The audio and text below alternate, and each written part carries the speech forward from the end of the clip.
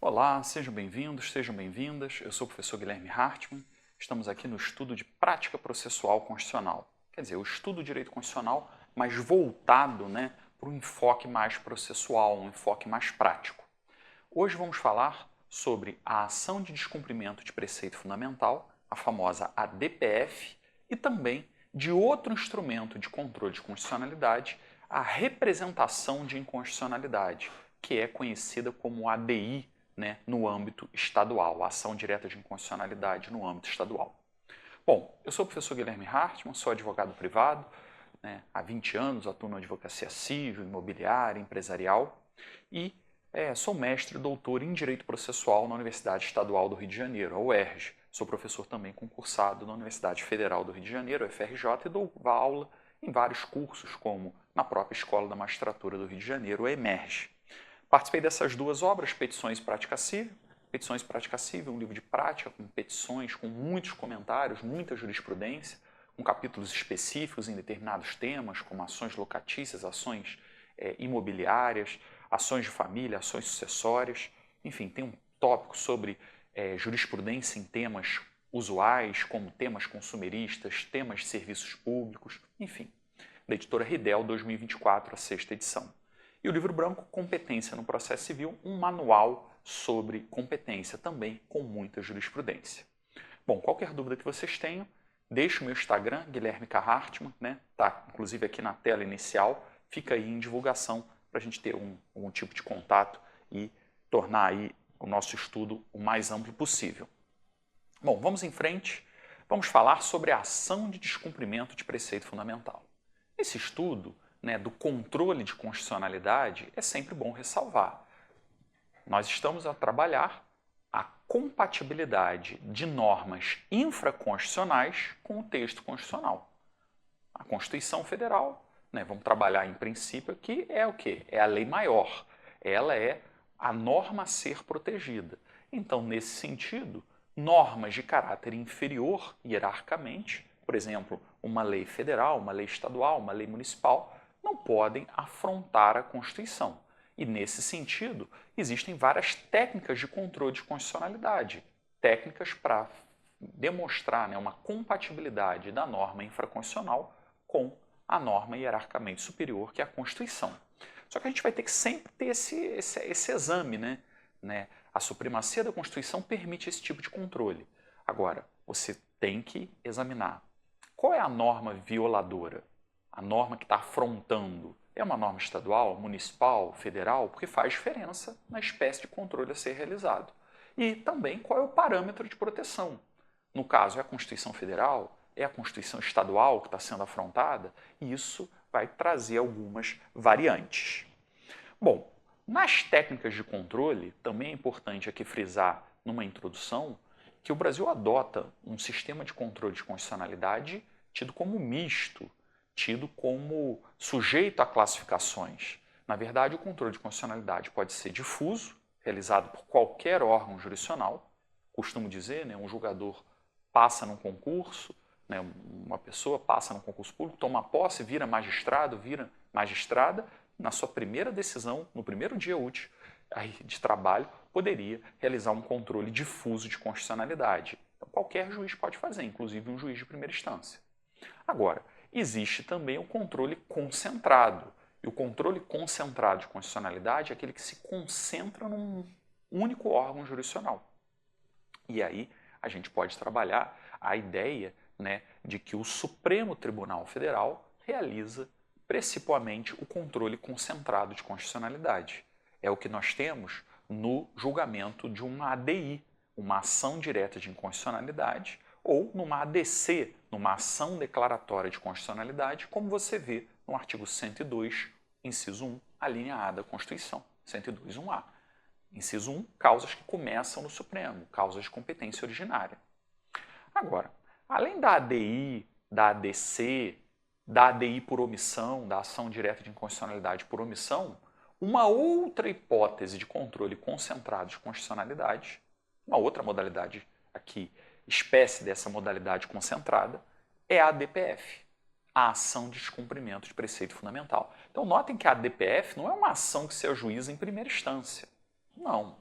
Não estamos a tratar de uma ação de primeira instância e sequer, em princípio, de uma ação de segunda instância.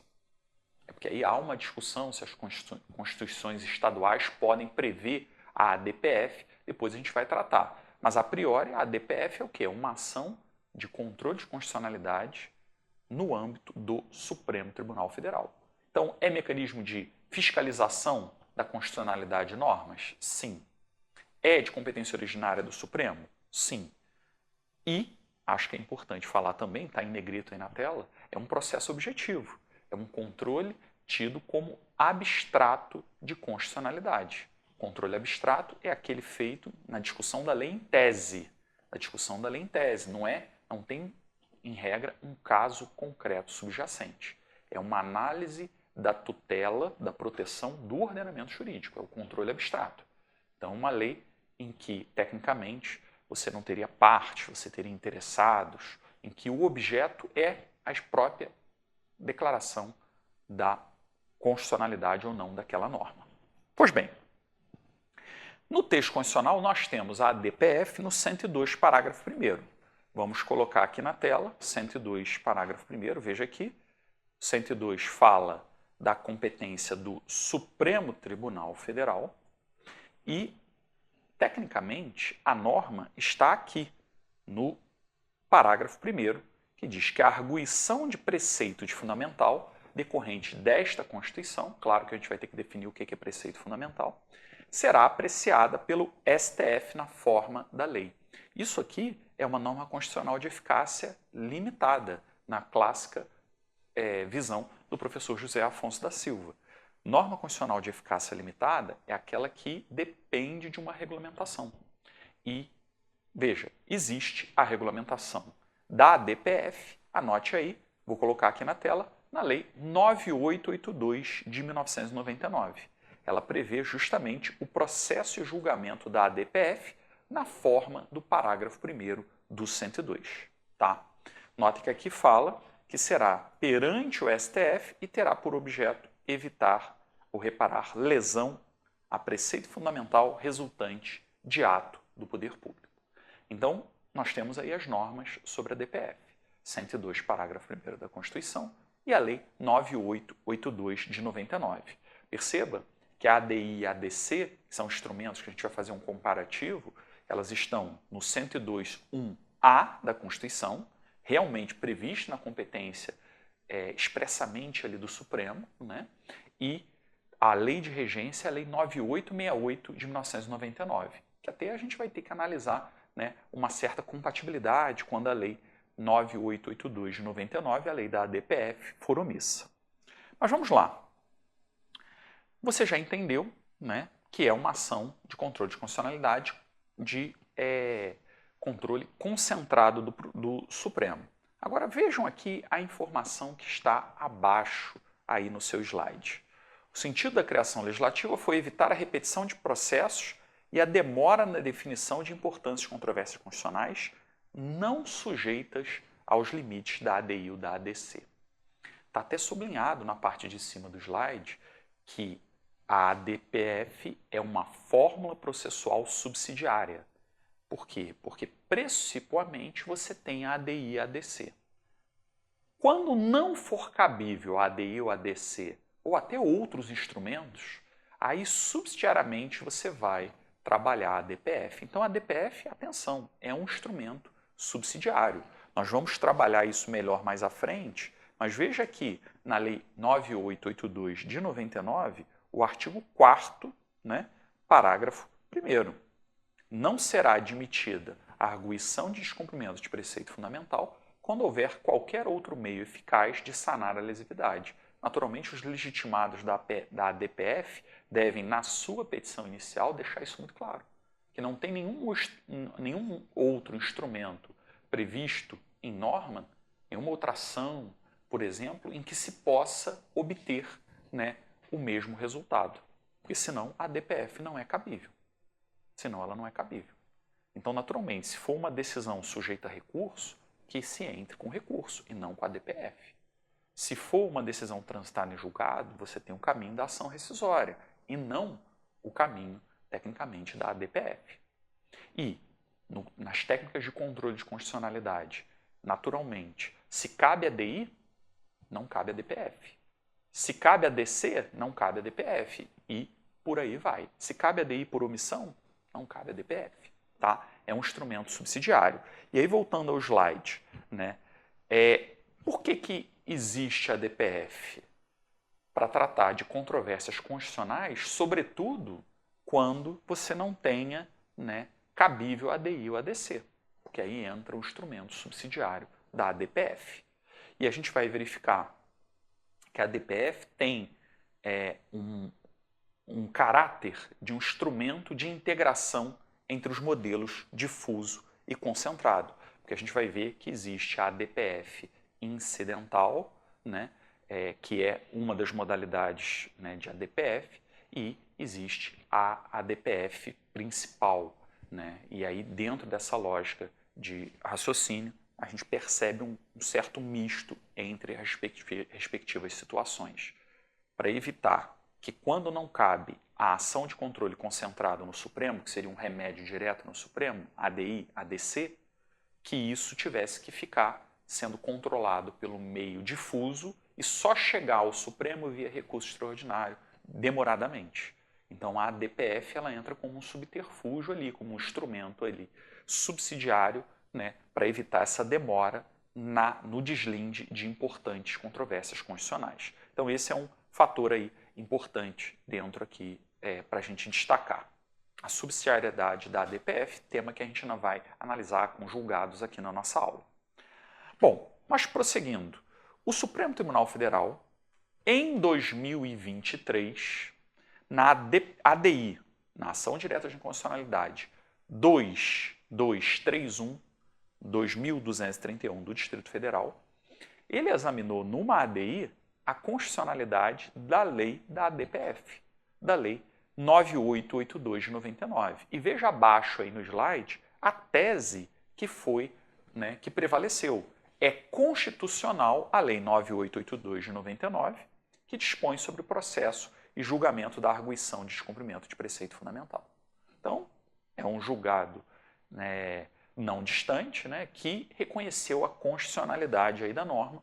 Você tem que registrar. E fala que das situações, eu sublinhei tópicos 3, 4 e 5, foram as principais questões que foram objeto, né, do controle de constitucionalidade via ADI. Porque, atenção, a Lei 9882 de 99 é uma lei federal e ela potencialmente poderia confrontar a Constituição Federal. Aí alguém ajuizou, um dos legitimados ajuizou uma ADI e a lei da ADPF foi tida como constitucional. Em vários instrumentos que a gente tem que estudar aqui. Veja, o tópico 3 falou da ADPF incidental ou paralela e aduziu que esse modelo de constitucionalidade, né, desenho dessa modalidade de arguição pelo legislador infraconstitucional, que a gente não vai analisar, visou justamente a possibilitar a provocação do STF para apreciar relevantes controvérsias constitucionais, concretamente debatidas em qualquer juízo. A gente vai ver que existe a ADPF incidental, né, como uma das formas, né, de, num caso concreto, você submeter ao Supremo Tribunal Federal o exame da questão constitucional. Não é um instrumento muito usado, tá? Porque ele exige essa relevante controvérsia constitucional, então o Supremo, de forma discricionária, trabalha aí a admissibilidade ou não, se decidir criar uma tese sobre aquela seguinte situação. Mas, de fato, é um instrumento possível para levar ao Supremo uma questão constitucional mais rapidamente. E o Supremo, veja, que essa previsão impugnada sobre a ADPF incidental paralela, né, repito que a gente ainda vai evoluir nesse estudo, não viola o princípio do juízo natural ou do devido processo legal, mas, você está lendo aí, veicula mecanismo eficaz de decisão de uma mesma questão de direito de forma isonômica e uniforme, contribuindo para uma maior segurança jurídica, porque você leva a questão diretamente ao Supremo. Que eu quero dizer que é constitucional. Segundo, tópico 4, eficácia vinculante e erga omnes, porque para a ADI e a ADC, a decisão que reconhece a inconstitucionalidade de uma norma no Supremo ou que reconhece a constitucionalidade de uma norma, ela tem eficácia vinculante e erga omnes. Artigo, vou botar aqui na tela, 102, parágrafo 2º da Constituição. 102 aqui, esse aqui. As decisões definidas pelo Supremo nas ações diretas de constitucionalidade e nas ações declaratórias de constitucionalidade produzirão efeitos contra todos e eficácia contra todos e efeito vinculante. Será que isso vale para a DPF? Porque a Lei 9882 de 99 vai falar que sim. Veja, vou voltar ao julgado, que o Supremo entende, né, que não haveria aqui uma reserva da Constituição, apenas a Constituição poderia mencionar que a DPF tem efeito, a decisão tem efeito vinculante. Então, o que vale para a DI e para a DC, né, foi tido como válido aqui também para a DPF. E o tópico 5, também discutido em 2023, a questão da modulação de efeitos. É porque quando se prolata uma decisão na DPF, será que é possível modular os efeitos? Aduzir que a inconstitucionalidade é desde a origem, ou seja, efeitos ex tunc, retroativos? Ou será que só a partir de determinado momento? Efeitos ex nunc, apenas para frente. E você tem normas sobre isso no artigo 27 da Lei 9868 de 99, que é sobre a ADI e a ADC, tido como constitucional, e você verifica que isso também é possível no âmbito, né, da DPF. Né? É possível aqui uma ponderação entre a norma violada e as normas constitucionais que protegem os efeitos produzidos pela lei inconstitucional, a lei tida então como inconstitucional. Então, eu falei rapidamente aqui, mas reitero, a lei da DPF foi tida como constitucional nesse julgado de 2023 e rebateu esses argumentos pela suposta inconstitucionalidade. E aí a gente já deu algum parâmetro de comparação aqui dentro do nosso estudo. Bom, vamos em frente até para evoluir aqui. Como eu disse a vocês lá no início, para estudar um instrumento de controle de constitucionalidade, é importante sempre você examinar o parâmetro de proteção e também a norma objeto do controle de constitucionalidade. Parâmetro de proteção é a norma violada, que aqui, no âmbito da ADPF, é preceito fundamental. Note que é mais restrito que a ADI e que a ADC. Vamos botar na tela aqui a ADI e a ADC, né? 102.1a da Constituição. A ADI da ADC, né, vai falar do desrespeito à Constituição Federal. Então, ajuizada uma ação direta de inconstitucionalidade no Supremo, qual é o parâmetro de proteção? Constituição Federal. Não é a Constituição estadual. A Constituição estadual, depois a gente vai ver, os tribunais de justiça protegem na representação de inconstitucionalidade. Aqui, na ADI e na ADC, né, que a gente está fazendo como parâmetro, a lógica, o parâmetro de proteção é a Constituição Federal. Na DPF, é preceito fundamental, é mais restrito. Não é só a Constituição Federal, é preceito fundamental. Claro que aqui é um conceito jurídico indeterminado. O que seria preceito fundamental? Geralmente, a doutrina aduz que preceito fundamental são os direitos fundamentais, né, direitos e garantias fundamentais, artigo 5º, são as cláusulas pétreas, artigo 60, parágrafo 4º, são os princípios constitucionais sensíveis, que inclusive podem gerar uma intervenção federal, artigo 34, inciso 7 da Constituição. Também se fala de alguns princípios, né, como aqueles do artigo 1º e 4º da Constituição. Enfim, tem um regime de aproximação. Eu estou colocando aqui para vocês duas doutrinas. Né? O Luiz Roberto Barroso, ministro do Supremo, no livro dele de controle de constitucionalidade, ele esclarece a necessidade de fixação de parâmetros, porque caso sirva para tudo, é bem provável que a DPF acabe não servindo para nada. Então, é preciso definir o que é preceito fundamental. E o Marcelo Novellino, também com o livro de Direito Constitucional, veja, é norma, preceito fundamental é norma, princípio ou regra da Constituição, imprescindível para preservar a identidade ou o regime adotado. Então, há um certo consenso que o preceito fundamental trata de um núcleo da sociedade brasileira, um núcleo a ser protegido, né, um núcleo do nosso sistema constitucional. Então, dentro da linha de raciocínio, você trabalhou ali alguma indicação, né, desse parâmetro de proteção. Não é qualquer dispositivo da Constituição Federal que se sujeita a controle via ADPF, ADI e ADC, a gente já viu que o parâmetro é mais amplo, Constituição Federal. Bom, agora o objeto de controle na ADPF, aí é a norma que vai se sujeitar ao controle de constitucionalidade, é a norma violadora. E veja, aqui eu acho que é importante destacar, na ADI e na ADC, veja, na ADI é ato normativo, lei ou ato normativo federal ou estadual.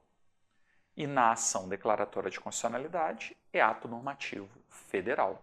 Então, uma lei federal que fere a Constituição Federal, cabe a ADI. Uma lei estadual, por exemplo, do Estado de São Paulo, fere a Constituição Federal, cabe a ADI. Agora, e uma lei municipal? Lei municipal que fere a Constituição Federal, não cabe a ADI.